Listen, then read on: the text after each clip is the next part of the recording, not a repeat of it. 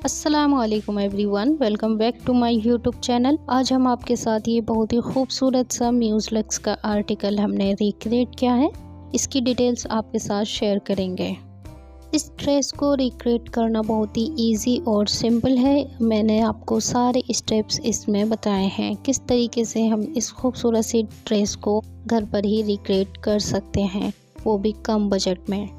इस पैटर्न को बनाना बहुत ही इजी है बट थोड़ा टाइम लगता है। अगर आप इसको आरी नीडल के साथ बनाते हैं तब टाइम कम लगता है और हैंड नीडल के साथ बनाते हैं तो टाइम ज़्यादा लगता है। अब हम इसकी डिज़ाइनिंग की डिटेल्स आपके साथ शेयर करते हैं। फैब्रिक हमने रॉ सिल्क लिया था 5 मीटर। 2.5 मीटर में हमने शर्ट बनाई थी और 2.5 मीटर में हमने दुपट्टा रेडी किया था। और डिज़ाइनिंग के लिए हमने यहाँ पर कट बीड्स का यूज़ किया था और यहाँ पर हमने बॉल सीक्वेंस लिए थे 4 mm के और हमने कसब लिया था, बारीक वाला कसब है ये। फैब्रिक पर डिज़ाइन करने के लिए हमने यहाँ पर पेपर पर अपने साइज़ का पैटर्न कट कर लिया था, जितना भी हमारा कुर्ती का साइज़ था। इसमें हमने कोई भी मार्जिन ऐड नहीं किया था। और हमने नेक पैटर्न भी कट किया था। नेक की विड्थ हमारी थी 6 इंचेस और लेंथ भी हमारी 6 इंचेस थी। 6 बाय 6 इंचेस का ये नेक हमने कट किया था। सबसे पहले हम फैब्रिक को बड़े फ्रेम पर फिट कर लेंगे और उसके बाद हम अपना पैटर्न इसके ऊपर रखेंगे। दोनों साइड से हम फैब्रिक का मार्जिन छोड़कर पैटर्न को रखेंगे और चॉक के हेल्प से 4 साइड हम मार्किंग करेंगे। 4 साइड मार्किंग करने के बाद हमने नेक पैटर्न रखकर नेक की भी मार्किंग की थी और साथ ही हमने 16 इंचेस तक एक स्ट्रेट लाइन मार्क किए थे। यहाँ मैं आपको स्लीव्स पर ड्रॉ करके दिखा रही हूँ कि किस तरीके से हमें ये डिज़ाइन बनाना है। यहाँ पर हमने ये लेंथ वाली मार्किंग की है। इसी के ऊपर से हम स्केल को रखकर एक और स्ट्रेट लाइन बनाएंगे और इस स्केल की जो चौड़ाई है वो 1.5 इंच है। इसी के ऊपर फिर से हम एक और लाइन ड्रा करेंगे। इसी तरीके से हमें पूरा डिज़ाइन बनाना है। अभी हमने जो मार्किंग लगाई है ये चौड़ाई में लगाई है। अब हम लंबाई में इस स्केल को रखकर फिर से मार्किंग करेंगे और इसके बाद हमें फिर से एक स्केल का गैप देकर मार्किंग करनी है। इसी तरीके से ये हमारे 1.5 इंच का एक बॉक्स बनकर रेडी होगा।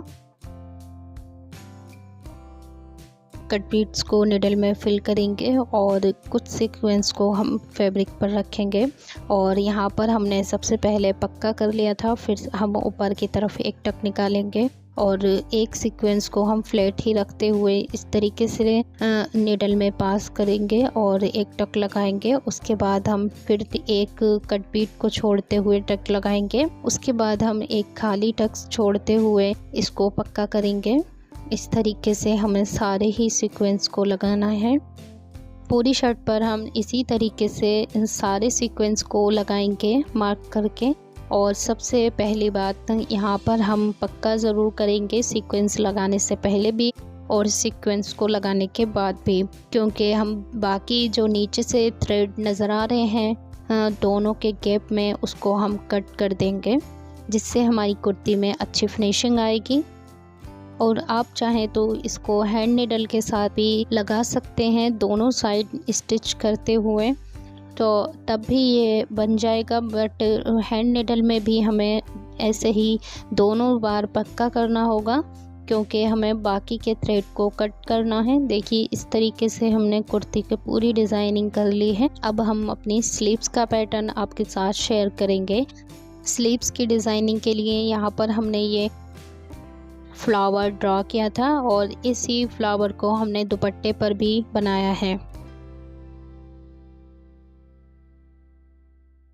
इस पैटर्न को अब हम फैब्रिक पर ड्रा करेंगे। फैब्रिक पर ड्रा करने के लिए हम फैब्रिक के नीचे से पैटर्न को रखेंगे, जिससे ये इजीली विजिबल हो रहा है। अगर आपका फैब्रिक पर इजीली विजिबल नहीं हो रहा है तब आप पेस्टिंग पेपर का यूज़ करके भी इस पैटर्न को ड्रा कर सकते हैं।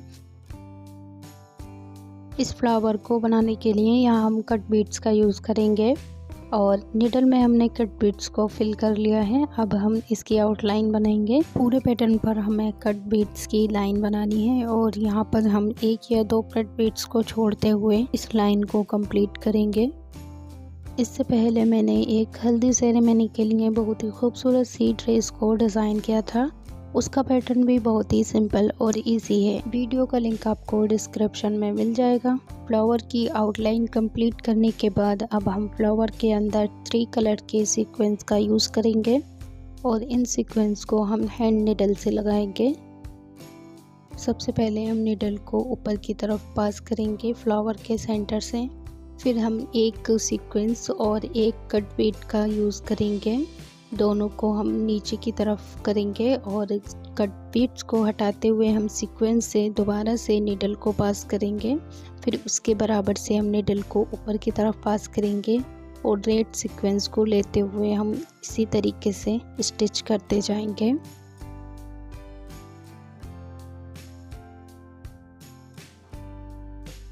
रेड सीक्वेंस से हम पूरा एक सर्कल बनाएंगे।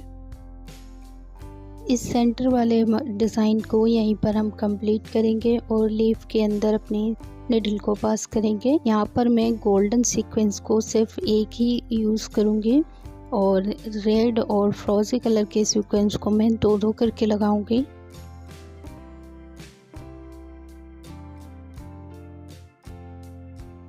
थोड़ा थोड़ा डिस्टेंस छोड़ते हुए हम अलग अलग कलर के सीक्वेंस को लगाएंगे।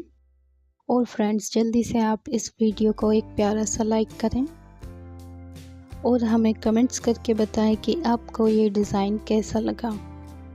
इसी तरीके की और न्यू वीडियोस देखने के लिए हमारे चैनल को भी सब्सक्राइब करें और आपको ये वीडियो कैसा लगा कमेंट करके ज़रूर से ज़रूर बताएं।